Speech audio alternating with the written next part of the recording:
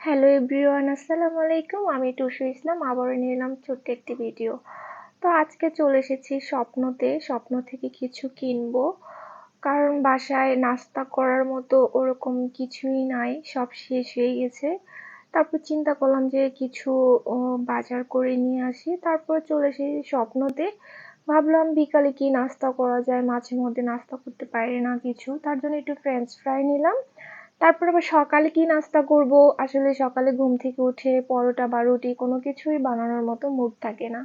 তার জন্য চিন্তা করলাম একটু পরোটা নিয়ে যাই, কারণ সকালে ঘুম থেকে উঠে তাড়াহুড়া করে অনেক সময় খাওয়া যায়, তার জন্য একটু পরোটা নিলাম।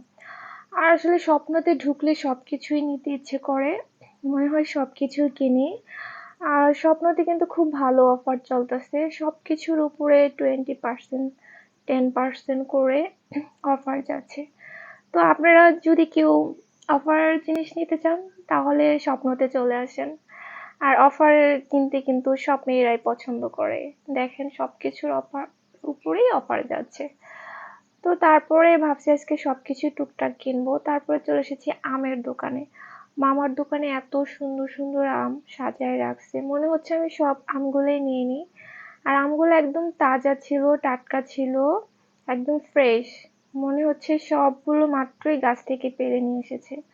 আমার তো দেখে খুব লোভ হয়, আর আমি আম খেতে খুব পছন্দ করি। আমি জানি আমার মতো সবাই আম খেতে খুব পছন্দ করে।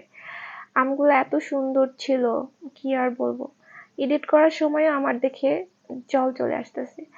তারপর যাই হোক, আমার একটা ঈদেতে রেডিমেড জামা কেনা হয়েছিল। জামাটা খুব লুজ ছিল, পরা হয় নাই। চিন্তা করলাম জামাটা একটু ফিটিং করে নিই, পরতে পারবো।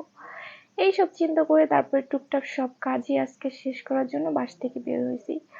তো সবাই বলবেন আমার ভিডিওটা কেমন হলো, সবাই লাইক কমেন্ট এন্ড শেয়ার করবেন। সবাই ভালো থাকবেন, আবার নিয়ে আসবো নতুন একটা ভিডিও। আল্লাহ হাফেজ, বাই বাই।